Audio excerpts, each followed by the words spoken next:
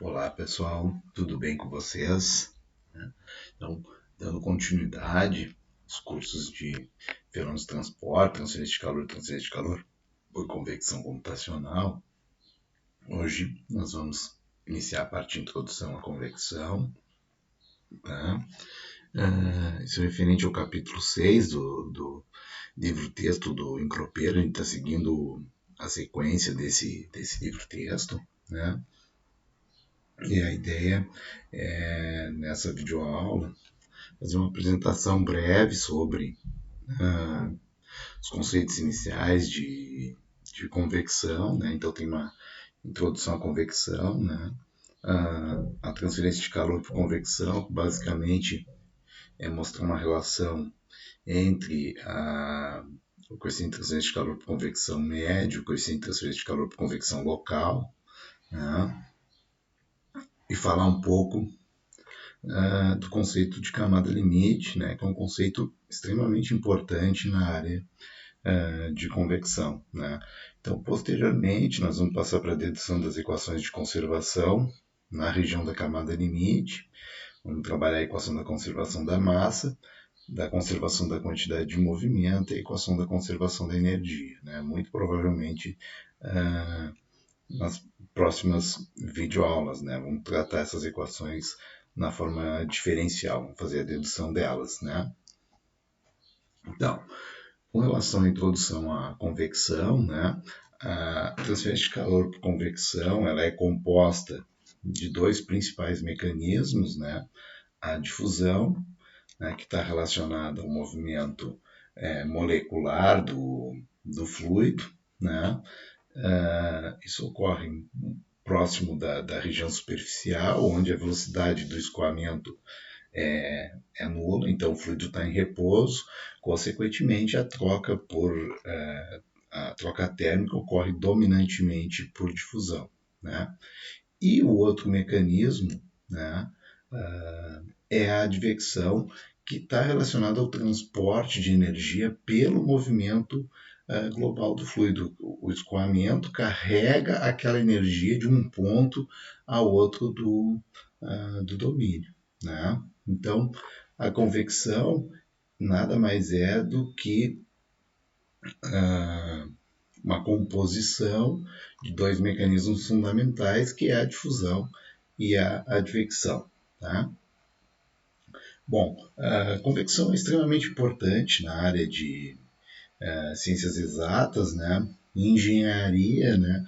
Tem uma importância muito grande, né? No projeto térmico de vários equipamentos. Por exemplo, em turbinas, né? Que ilustra uma turbina de um avião, né? A queima dos gases de combustão, né? Que acionam o rotor da turbina, né? Esse movimento, né? Desses gases aquecidos, né? Causam a transferência de calor por convecção, né? Dos gases para as paredes do dispositivo. Né? Então é importante mencionar, até para ver se os componentes conseguem suportar as temperaturas, né, no processo. Então, é um objeto de estudo bastante importante. Né? Aqui tem outro exemplo, né, de câmaras e motores de combustão, né, que a gente vê bem uma ilustração do processo da queima de combustível. Obviamente que grande parte ou boa parte da troca térmica que ocorre nesse processo ocorre por radiação térmica, né, ou seja, por emissão de ondas eletromagnéticas, né, da região da queima para a região das paredes, né. Mas boa parte também ocorre por convecção. Né? Então você precisa, além disso, né, como você tem um processo de queima e elevadas temperaturas, você precisa resfriar os blocos dos motores. Né? Então muitos motores possuem blocos com galerias, né, para passagem de fluido refrigerante para poder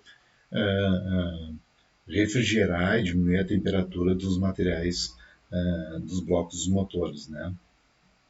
Dimensionamento de sistemas aletados, né? Sistemas aletados são comumente empregados em projetos térmicos, né? Aqui tem ilustração de motores de motocicleta, né? O objetivo desses sistemas aletados é poder aumentar a área de troca térmica e, consequentemente, a taxa de transferência de calor do bloco do motor aquecido para um escoamento circundante em torno desse bloco desse motor, né? Então, nesse tipo de problema, o conhecimento do processo de transferência de calor por convecção também é extremamente importante, né? E outras séries de equipamentos térmicos aplicados industrialmente, como evaporadores, resfriadores, geradores de vapor, trocadores de placas, né?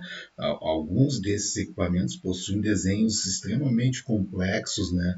Canais extremamente complexos, e entender como que a influência desses desenhos sobre os coeficientes de transferência de calor ocorrem tem sido um problema em aberto na literatura, né? Unidades condensadoras também, né? Que podem ser usadas em sistemas de refrigeração comercial, né? Também envolvem praticamente em todos os processos, né? A transferência de calor por convecção, né? Então, ter o entendimento e ter o conhecimento de convecção é extremamente importante, tá? Então, os principais objetivos dessa apresentação aqui, né, são a compreensão da fenomenologia física, né, e o desenvolvimento de meios para a estimativa das taxas de transferência de calor, principalmente do coeficiente de transferência de calor, que é a principal incógnita dessa análise em convecção, tá? Então, bom, partindo para a transferência por convecção, né, a gente vai partir de um exemplo, né, de um domínio hipotético, né, para conseguir apresentar alguns conceitos, tá? Então, primeiramente a gente vai considerar um escoamento, que como dessa figura abaixo, vamos dizer que seja um perfil qualquer, né, que está uma determinada temperatura, TS, né, e tem uma determinada área, AS. Tá? Esse perfil está a uma determinada temperatura, é sujeito a um escoamento, uma velocidade V, e um T infinito diferente de TS. Tá? Vamos considerar, para efeito de análise, né, que TS é maior do que T infinito. Tá? Essa própria figura aqui está ilustrando isso, né? O fluxo de calor vai espontaneamente do meio quente para o meio frio. Tá? Então, a gente vai assumir que essa superfície está aquecida e está trocando calor com esse escoamento até infinito. Tá? Então, vamos considerar como considerações desse problema, esse perfil está sujeito a uma temperatura superficial uniforme, tá? TS é diferente de T infinito, né? Para poder ter transferência de calor, e TS vai ser maior do que T infinito. Então, o fluxo de calor vai ser positivo no sentido do perfil para o escoamento. Tá? Bom, o fluxo de calor, em algum ponto qualquer aqui, né, o fluxo de calor é uma grandeza local, né? Então, a gente vai analisar, por exemplo, num elemento infinitesimal DAS. Tá? Fluxo de calor, tá, é dado pela equação constitutiva de Newton. Tá? Foi observada, né, na na literatura, ela não parte de um princípio fundamental, ela é fenomenológica, né? Então, o fluxo de calor por convecção é dado pelo produto do coeficiente local de transferência de calor, né, vezes a diferença de temperatura, Ts menos T infinito. Tá? Esse é o coeficiente local de transferência de calor por convecção, porque ele pode variar ao longo dessa superfície, dependendo da condição que o escoamento incide sobre esse perfil aqui. Tá? Então,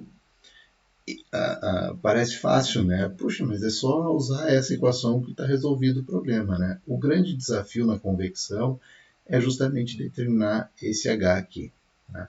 Esse H tem uma variação muito grande e, por exemplo, nesse perfil pode sofrer uma variação enorme de um ponto para outro do perfil. Tá? Então, hoje em dia ainda se estuda muito para poder conseguir entender esse coeficiente de transferência de calor por convecção em vários problemas. Né? E quanto mais difícil é o problema, por exemplo, escoamento turbulento, escoamento com mudança de fase, né? São problemas altamente complexos, muito difíceis de serem entendidos, e isso se reflete nessa estimativa desse coeficiente de transferência de calor por convecção. Existem uma série de correlações na literatura, né, com incertezas de estimativa para a dimensional desse coeficiente H aqui, muito grandes, né, em faixa de 30%, 50%, às vezes até 100%. Né, para vocês terem uma ideia da dificuldade que é determinar esse coeficiente. Tá? Bom, a gente viu a equação para o fluxo de calor, né, mas a gente, vamos dizer, olha, eu quero uma grandeza global que seja de toda a superfície. Né? Quando a gente quer uma análise global, né, a gente precisa estimar a taxa de transferência de calor. Tá? E a taxa de transferência de calor consiste, tá, na integração, né, do fluxo de calor em cada elemento de área. Né? A gente viu no perfil aqui, né, que, por exemplo, esse Q' aqui é um Q' nessa área ds, mas, por exemplo, nessa outra área ds menos 1 aqui, a gente pode ter um outro valor de Q duas linhas. Pode ter um Q duas linhas 1. E do outro lado, um outro valor de Q duas linhas, um Q duas linhas 2. Então, você precisa integrar ao longo da superfície, né, para conseguir estimar, né, a taxa de transferência de calor. Tá? Bom, se nós substituirmos a equação 1, que é a equação do fluxo de calor, que é o H vezes Ts menos T infinito, na equação 2, tá, a gente chega nessa equação 3 aqui. Então, Q igual a Ts menos T infinito, e eu tirei da integral porque na nossa análise hipotética Ts e T infinito são constantes, né, a integral de superfície de H dAs. Tá? Bom, a taxa de transferência de calor, tá, ela pode ser representada também, tá, pela equação constitutiva de Newton para a taxa, né, que é dada por Q igual a um H médio, é um H, uma média no espaço aqui. Tá? A gente não está ainda levando em consideração a média temporal, mas se o problema for transiente, né, e o H tiver uma dependência do tempo, além da média espacial, tem que ser feita uma média temporal. Tá? Então, um H médio vezes a área superficial, Ts menos T infinito. Tá? Então, essas duas equações aqui são equações para a taxa de transferência de calor. Uma oriunda do processo de integração do fluxo de calor ao longo da superfície, e a outra uma definição de taxa média, que usa um coeficiente de transferência de calor por convecção média. Por que isso é importante? Né? Porque aqui a gente consegue correlacionar um H médio com um H local. Tá? Porque o que em geral a gente mede em pontos locais e consegue estimar o fluxo de calor, né? Ou um coeficiente local de transferência de calor, ou um número de Nusselt local do problema. E aí a gente tem que fazer uma estimativa de um H médio para cálculo de taxa de transferência de calor. Eu não posso usar um H local para cálculo de taxa de transferência de calor, a não ser que eu faça todo o processo de integração. Né? Então, isso aqui é importante para a gente achar uma relação entre o H médio e o H local. Tá? Então, esse H é um coeficiente médio de transferência de calor por convecção que representa o H em toda a superfície. Tá? Bom, igualando-se as taxas dadas pelas equações 3 e 4, tá? obtém-se uma relação entre o coeficiente de convecção médio e o local. Tá? Então, aqui tem o que é definido a partir do fluxo de calor, aquele processo de integração, né? Ts menos T infinito, integral de área de H DAS, igual a taxa de transferência de calor por convecção em função do H médio. Então, H médio vezes a área superficial, Ts menos T infinito. Né? Ts T infinito está nos dois lados, então a gente pode cortar. Né? Fica H médio AS, integral de AS HDS. Tá? Se a gente rearranjar essa equação, a gente consegue obter uma expressão para o H médio. Tá? Então, H médio igual a 1 sobre AS, integral de área de H DAS. Tá? Então, essa equação é a equação da relação do H médio com o H local. Né? Eu estava vendo se tinham roubado o carro aqui. Né? Para uma placa plana, tá? A gente tem um escoamento aqui sobre uma placa plana. Tá? Então, aqui tem uma placa plana de comprimento L, certo? Tá? Para essa placa plana, tá? O H médio vai ser 1 sobre L, integral de 0 a L, H dx. O que acontece aqui? Né? A área superficial vai ser esse L vezes a profundidade B. Né? E o DAS vai ser, aqui vai ter uma integral dupla, né? De 0 a L e de 0 a B de B dx. Né? Então, a gente pode, os B's, as profundidades vão se cortar e a gente consegue ter uma integral unidimensional aqui, um H médio igual a 1 sobre L, integral de 0 a L de H dx. Tá? Beleza? Então, assim, ó, a gente tem um H aqui em função de x, e isso aqui comumente acontece, porque nesse problema de placa plana, tá, aqui no início, você não tem uma formação de espessura de camada limite grande, né? Então a variação é muito grande entre Ts e T infinito, ou seja, não tem muito espaço para ter essa variação entre Ts e T infinito. Tá? Então o H é grande. Né? Ao longo do comprimento da placa plana, esse H vai diminuindo a sua magnitude. Tá? Então, esse H varia ao longo do espaço. Então, a gente precisa desse processo para estimar o H médio. Caso contrário, a nossa estimativa da taxa de transferência de calor vai ser completamente errada. Né? Você vai estar superestimando ou subestimando. Tá? Então, esse é um processo muito importante. Tá? Bom, um conceito extremamente importante, né, em convecção é o conceito de camada limite. Tá? O conceito de camada limite foi criado por Prandtl em 1903, 1904. Né? A tese de doutorado dele foi sobre esse conceito de camada limite. Né? E até 1930, as pessoas tinham muita dúvida sobre se esse conceito era adequado. Depois se provou que era o conceito mais certo que se tinha para a estimativa do comportamento da convecção. Tá? E da mecânica dos fluidos também, porque tem conceito de camada limite fluido dinâmica. Né? Então, vamos considerar o escoamento sobre uma placa plana, conforme ilustra essa figura. A gente sempre começa com placa plana porque é o domínio mais fácil, né? É o domínio mais simples. Então é mais fácil de a gente entender. Tá? Então, considerando uma placa plana, tá? Essa superfície aqui, essa velocidade na placa plana aqui é nula, né? E você tem a incidência de um escoamento que está ao infinito. Né? Um escoamento incidindo sobre essa superfície. Tá? Vai haver uma região, tá, que é a região da camada limite, onde essa velocidade vai variar da velocidade da parede até a velocidade da corrente livre.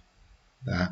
No início, o que acontece? Ainda não tem um grande efeito do escoamento sobre a parede plana. Né? Então, você tem um espaço muito limitado para ter variação entre 0 e o infinito. Tá? Então você tem um gradiente de velocidades bem grande aqui. Ao longo de x, esse gradiente vai sendo diminuído. Tá? Então ele forma um perfil de velocidades aqui que varia de 0 até a velocidade da corrente livre. Tá?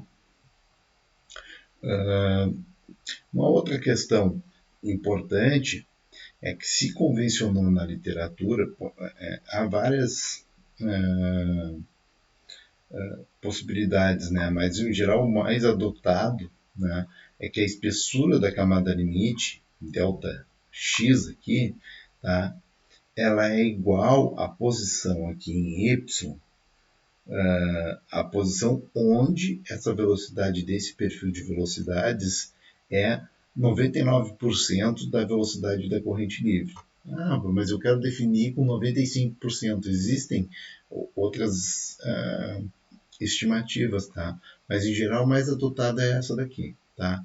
A espessura da camada limite é definida por convenção, que é o espaçamento onde a velocidade do perfil, né, é 99% da velocidade na corrente livre.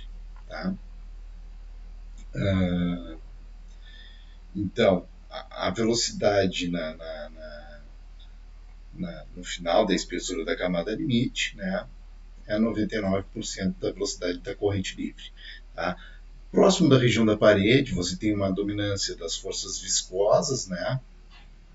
E mais longe da camada limite, você tem uma dominância da advecção, do movimento global do fluido. Tá?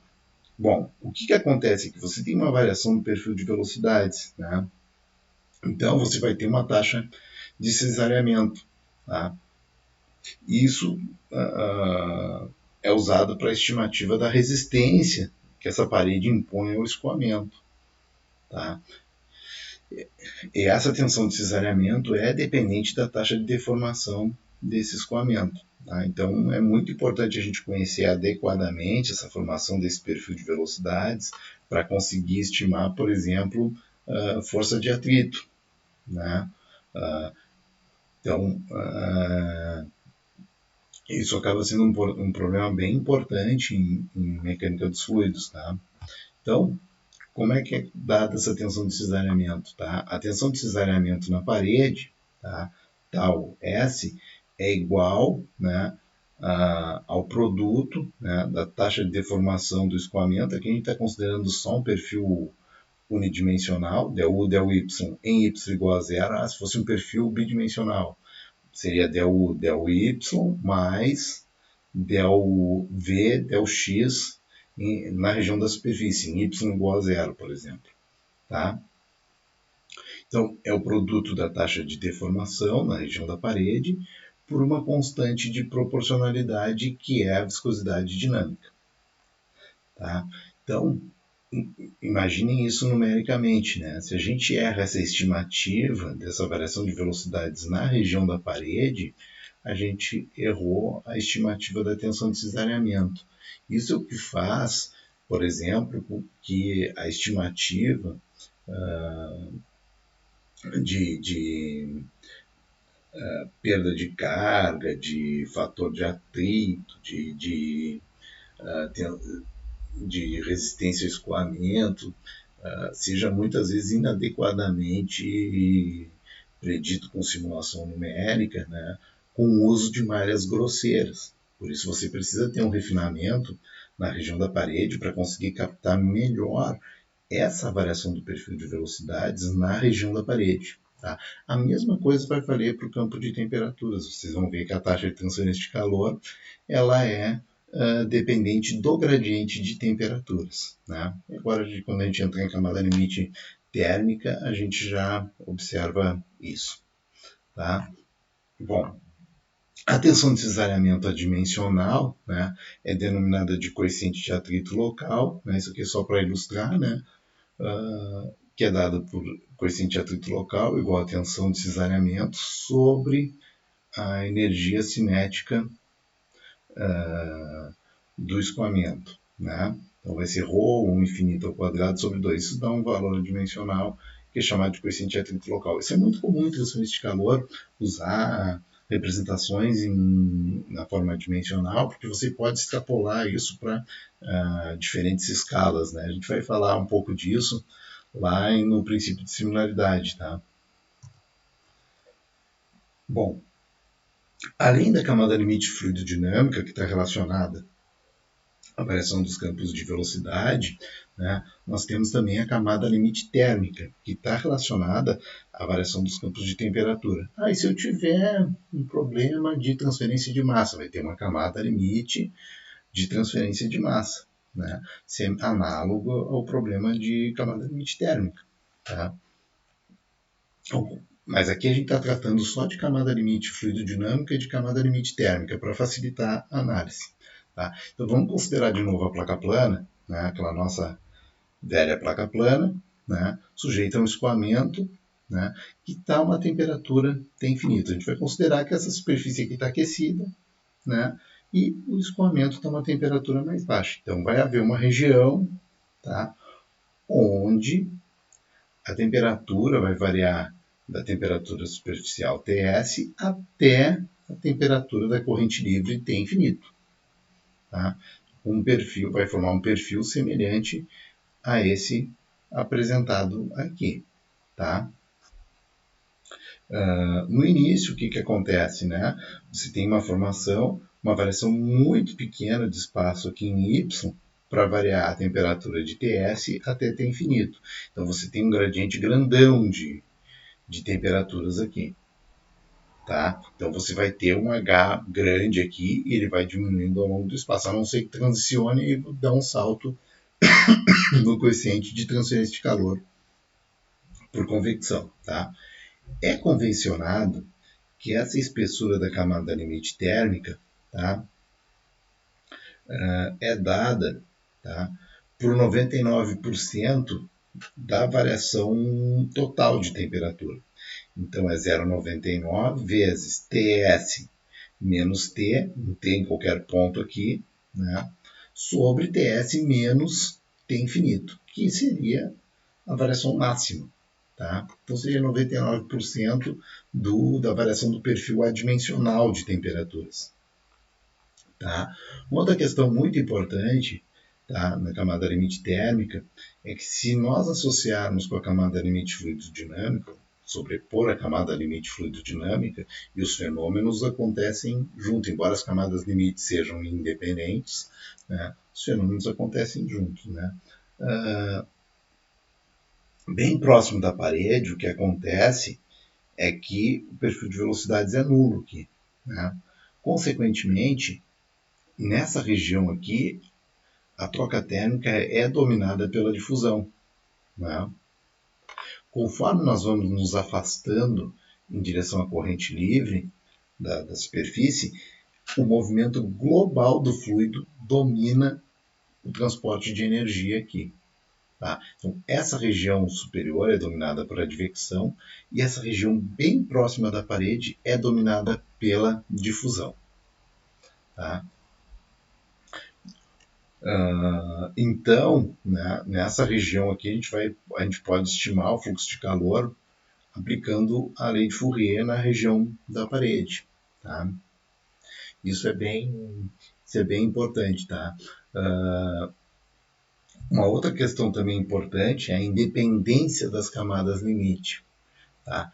A gente pode ter uma espessura de camada limite fluidodinâmica e de camada limite térmica completamente diferentes. Em geral, isso depende do tipo de fluido que está sendo considerado nessa análise. Por exemplo, pega um fluido mais viscoso, tipo a água, por exemplo, a camada limite fluidodinâmica ela é bem maior do que a camada limite térmica. Né? Se a gente tiver uma situação contrária, né, a gente pode ter uma situação que a camada limite térmica é bem maior do que a camada limite fluidodinâmica. E há fluidos em que as espessuras são aproximadamente semelhantes. Pega o ar, por exemplo, né, tem espessuras semelhantes de camada limite fluidodinâmica e térmica. Tá? Bom, ainda na camada limite térmica, né, o fluxo local na parede fluxo de calor local nessa parede aqui, ele, como há uma dominância da difusão nessa região, a gente pode estimar esse fluxo de calor pela equação constitutiva de Fourier, para o fluido em y igual a zero, ou seja, no limite do fluido na parede aqui. Tá? Então, considerando que essa variação desse perfil de temperaturas aqui depende somente de y, tá? Isso é uma simplificação desse problema em análise aqui, né? Então, o fluxo de calor na superfície, ele é dado, tá, por menos o K do fluido, né? Lembre-se que a análise está sendo feita no fluido, não é na parede, tá? Vezes o gradiente de temperaturas, ΔT e ΔY, em y igual a zero, ou seja, na parede. Tá? Então, a gente tem uma estimativa do fluxo de calor na parede. Por que isso é extremamente importante no âmbito computacional, né? Porque essa variação aqui do T, né, nessa região da parede, ela é extremamente importante, tá, para a estimativa do fluxo de calor. Muitas vezes acontece nas simulações, a gente fazer uma simulação com uma malha grosseira e conseguir ter uma estimativa qualitativa do fenômeno físico que está acontecendo. Pega um escoamento externo sobre um corpo rombudo. Mas eu estou conseguindo pegar desprendimento de vórtices, eu estou conseguindo estimar a fenomenologia e aí vai medir quantitativamente na região da parede, você acha taxas de transferência de calor, ou coeficiente de transferência de calor, ou número de Nusselt, com valores extremamente diferentes do que você encontra na literatura. Não, acho que tem algum problema nos resultados da literatura. Não, não é isso. É a sua malha que está grosseira naquela região. Você, ao invés de estar estimando essa inclinação aqui, você está estimando outra coisa, uma coisa mais grosseira aqui, ou uma coisa mais refinada, né?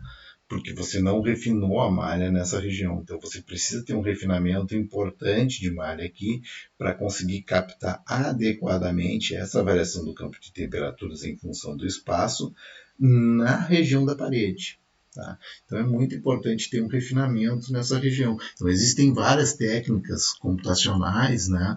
Eu vou criar uma região onde eu vou refinar a malha bem próximo da parede, quando pega um domínio complexo. A aplicação de prismas. Né? Tudo isso é para conseguir captar mais adequadamente essa variação nessa região aqui. Tá? Então, esse refinamento precisa ser melhor realizado na região de parede. Tá? Então, a determinação do fluxo condutivo na região adjacente à superfície ocorre através do conhecimento do perfil de temperaturas. Então, a primeira coisa é determinar as variáveis primárias. Temperatura, velocidade, pressão, como que vai ser feito isso? É o que a gente vai ver mais para frente, né? Ou seja, determinação das variáveis primárias a partir de equações de conservação. Então, você precisa resolver as equações de conservação para depois pós-processar os resultados e estimar o fluxo de calor na região da parede. Tá? Além disso, né, esse perfil de temperaturas ele pode mudar com a variação aqui da posição na parede. Por exemplo, pega nesse início aqui, você tem só essa variação aqui em y para variar de Ts até infinito. Então, você vai ter um gradiente grande aqui de temperaturas. Conforme você vai se afastando, você vai tendo um gradiente menor, dentro do mesmo regime de escoamento, né? Bom, se a gente pegar, está considerando, por exemplo, que bem nessa região aqui, tá, onde eu estou colocando aqui o cursor, tá, bem próximo da parede você tem uma troca térmica dominantemente por difusão, tá? E a gente, por exemplo, aplicar um balanço de superfície, né? Não tem limite físico aqui, né? Eu estou fazendo uma hipótese, né? Bom, vamos considerar que aqui a difusão é dominante, mas para cá você já tem a advecção sendo dominante, tá? Então a gente pode assumir, né, que aqui a gente tem uma troca dominada pela difusão, né? E aqui a gente pode aplicar um fluxo de calor por convecção. Tá? Então, a gente pode assumir que essa taxa que está entrando é igual à taxa que está saindo, e a gente pode assumir que o fluxo condutivo é igual ao fluxo convectivo. Se a gente fizer isso, a gente tem que o fluxo condutivo é dado por menos K do fluido, ΔT, ΔY, em Y igual a zero, isso é igual ao fluxo convectivo, que é dado por H, TS menos T infinito, que é a equação 1 lá que a gente viu. Né? Então, se a gente montar esse balanço aqui e isolar o H, tá? A gente chega nessa expressão 11. Então, o H local pode ser definido como menos o K do fluido, ΔT, ΔY em Y igual a zero, TS menos T infinito. Então, para estimar o fluxo de calor por convecção, eu preciso conhecer o campo de temperaturas, jogar na lei de Fourier, né? Jogar aqui nessa equação 11, né? E determinar o H, exatamente. Então, conhecer a distribuição do campo de temperaturas em função do espaço é extremamente importante, do espaço e do tempo. Se variar no tempo, o que vai acontecer? Que esse H vai variar também no tempo. Né? Isso aqui é uma equação para a estimativa do H local. Ah, mas e se variar ao longo de x? Bom, vai ter que fazer um processo de integração que foi visto lá anteriormente. H médio igual a 1 sobre L, integral de 0 a L, H dx. Tá? Então, vejam que a estimativa dos campos, das variáveis primárias, os campos de velocidade, temperaturas, é extremamente importante para o problema de convecção. Né? E essa definição dos coeficientes de transferência de calor também são bem importantes para a gente poder ter uma estimativa da ordem de grandeza do problema de convecção. Tá? Bom, a gente comentou muito sobre camada limite de uma forma geral, tá? Mas as camadas limites elas podem serem classificadas ainda, né, de acordo com o seu regime de escoamento. Ela pode ter uma camada limite laminar e uma camada limite turbulenta. Tá? Então, essa figura aqui ilustra, né, o desenvolvimento da camada limite sobre uma placa plana. No início, ó, tem a incidência do escoamento, e o escoamento tem um comportamento laminar. Ó. Vejam que as linhas de corrente são bem comportadas e tal, o escoamento se comporta em forma de lâminas. Né? Conforme esse escoamento vai avançando, né, ele começa a sofrer algumas perturbações, né, algumas instabilidades, né, e esse comportamento começa a se tornar irregular. Né? Que é o que a gente vê, por exemplo, em casa, abre uma torneira, né, abre um pouquinho, tem um comportamento em forma de lâmina, e se você abre mais, tem uma intensidade maior do escoamento, ele já tem um comportamento irregular. A mesma coisa acontece no escoamento numa placa plana. Tá? Nessa região da camada limite turbulenta, uma série de estruturas de escoamento começam a surgir, por exemplo, estruturas do tipo Thomas-Listing, horseshoes, o comportamento é extremamente irregular, formação de stacks turbulentos, e o que acontece é que essa dominância passa a ser, esse comportamento passa a ser tridimensional, é irregular. Então, isso é um desafio para a estimativa desse coeficiente de transferência de calor. Né? A gente viu tudo bonitinho até agora, considerando, por exemplo, o escoamento laminar, a estimativa do campo de temperaturas bem comportado, mas no problema real não é isso que acontece. Né? O que acontece são estruturas bem complexas, uma dependência do H em função de todas as coordenadas espaciais, é um inferno. Tá? Então, isso é um desafio ainda hoje. Tá? E estimar numericamente esse tipo de estrutura é bem complexo. Tá? Então, aqui tem um exemplo de uma simulação, né, para vocês entenderem o que são, por exemplo, esses tracks. São esses caminhos aqui. Né? Isso aqui são linhas de temperatura constante, né? a gente vê uns sulcos aqui, né? Isso são o que a gente chama de strikes turbulentos, né? Muito difícil capturar isso numericamente, tá? Eu tive que sintetizar uma turbulência na entrada do canal para ter uma perturbação, para ela poder se amplificar, né? E deixar o escoamento acontecer, né? E ter a formação dessas estruturas aqui, tá?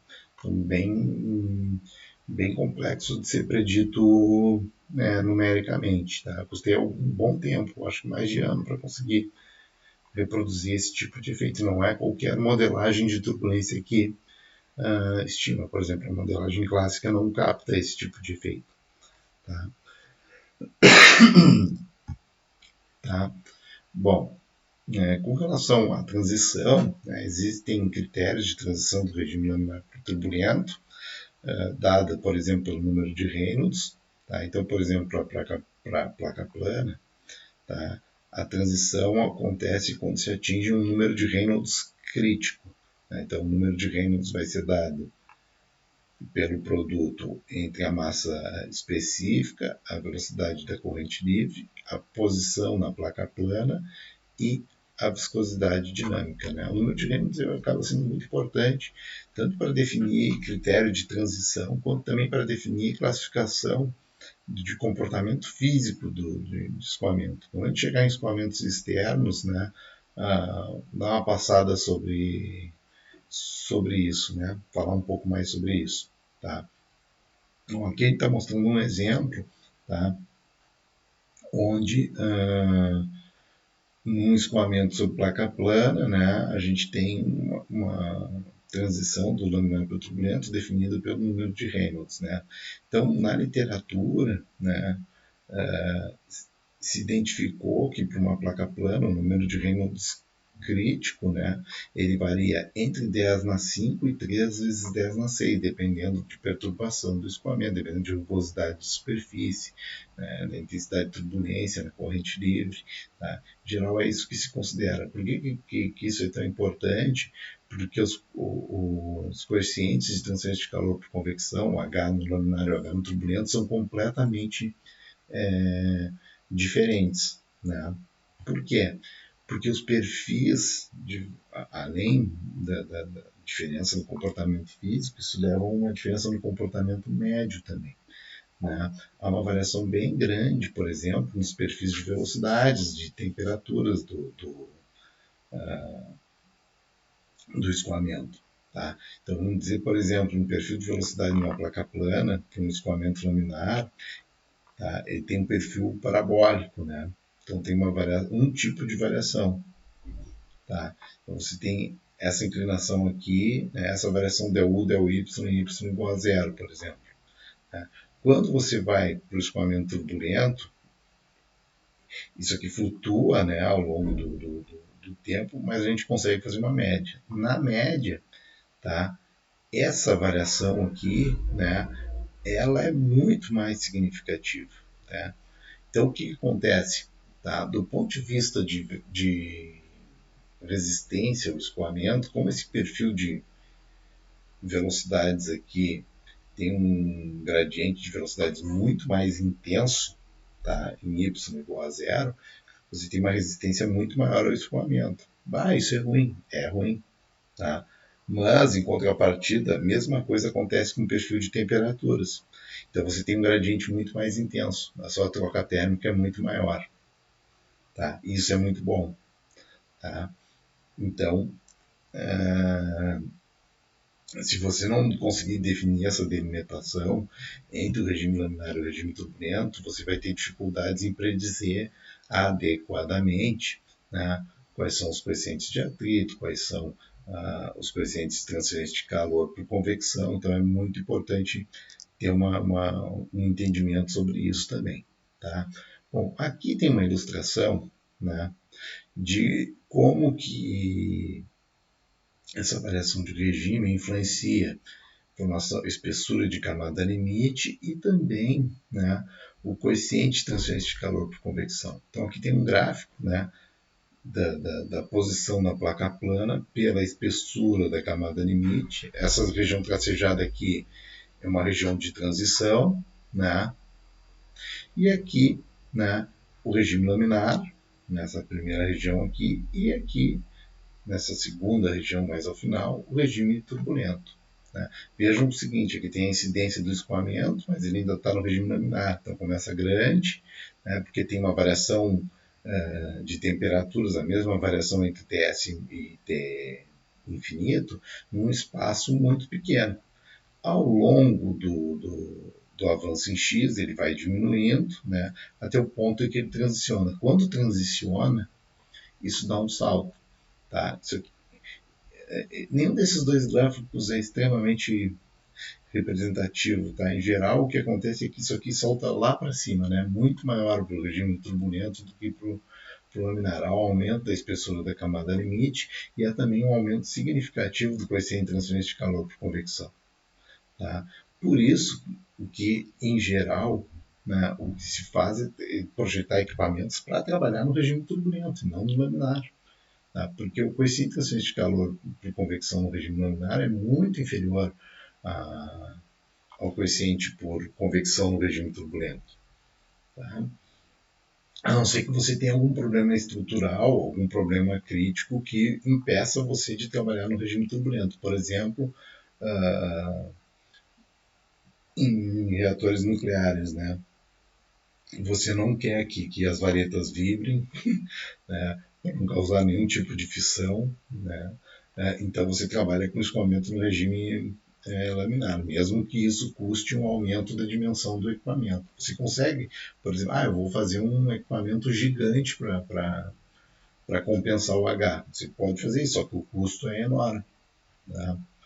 Se você tem um H maior, você pode dimensionar equipamentos mais compactos. Por isso que a grande maioria dos equipamentos, além de trabalhar com escoamento no regime turbulento, trabalha com mudança de fase em que esse H é gigante. Tá? Aqui, nessa figura aqui, ilustra, né, o processo de variação do H. Né? Isso aqui está superestimado aqui, né? Um H local, por exemplo, aqui nessa linha contínua, né, variando ao longo de X, né, quando transiciona, né, e a continuação. Né. Isso aqui é bem estimado mesmo, esse comportamento aqui está... esse principalmente, né, é muito grande. O que acontece? Isso aqui é o H local. Mas eu quero estimar a taxa de transferência de calor. Qual o H que eu pego? Em x06, em 0,5, em 0,4, em 0,2, em 0,1, 0? O que eu faço? Você não pode sair pegando numa posição específica que você está pegando o H local. Então você tem que fazer aquele processo de integração. Né? Você vai pegar essa área embaixo da curva, né? E vai achar um valor constante que tenha a mesma área da curva aqui. Né? Isso vai levar o seu H médio nessa posição para a estimativa da taxa de transferência de calor. Tá? Bom, com continuidade, né, a gente vai precisar definir as variáveis primárias na região da camada limite. Então, nessa região, a gente vai estimar equações diferenciais, vai deduzir equações diferenciais que representam o comportamento de escoamento nessa região. Fora dessa região, você pode estimar como um escoamento potencial, por exemplo. Tá? Por que analisa-se nessa região? Porque nessa região há a influência da parede no comportamento do escoamento. Tá? Então, para conseguir estimar esses campos, essas variações do campos de velocidade, pressão, temperatura, a gente precisa definir as equações que governam esse problema. Né? Então, nesse caso aqui, para um problema de convecção, vai ser a equação da conservação de massa, a equação da conservação da quantidade de movimento, né? Como uma grandeza vetorial, né? A gente vai deduzir nas diferentes direções num sistema de coordenadas cartesiano, por exemplo.